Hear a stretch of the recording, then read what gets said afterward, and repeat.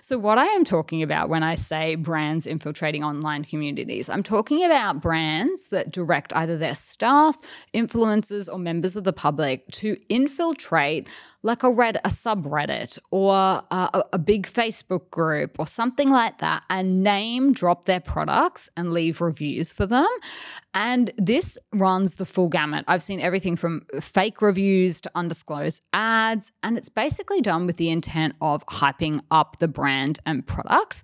And you might go, well, what's wrong with that? That's just brands doing marketing. Well, firstly, it's a regulatory violation in many jurisdictions, and brands have actually been caught out before and fined, particularly for the fake reviews part of it, including non-K-beauty brands rather, like Sunday Riley. They were actually fined in the US a while ago for doing that. I believe it was on Sephora, and basically getting their employees to go on and leave a ton of fake reviews.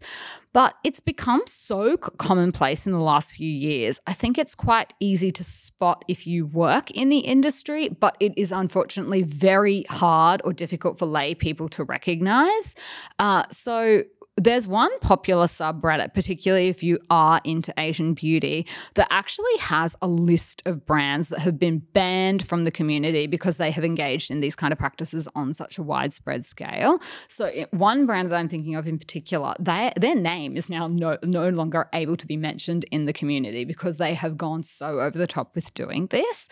So I think this is a genuine problem for a couple of reasons. Number one, obviously, it being a regulatory violation depending on how far they go. But the other thing is that due to the popularity and size of a lot of these communities and Facebook groups, it can be a problem because people are going in there to ask for, reviews and recommendations for brands and products, and they assume that the people who are responding to them are genuine customers, not people that have been paid or incentivized or who work for the brand.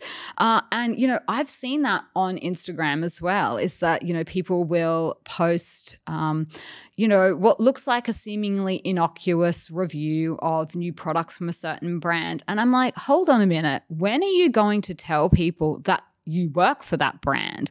I know that you are the global marketing manager of this brand in Korea, but nowhere on your profile does it say that. Nowhere on this video do you mention our company has, just launched this brand new product.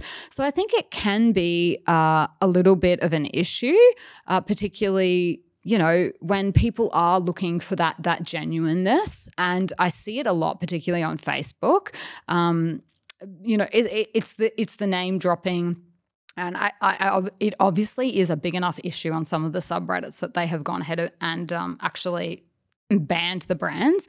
So that one is one that I have noticed. I don't know why that was so controversial on YouTube. The only thing that I can think of is that touched nerve for some people or brands that might have been doing that.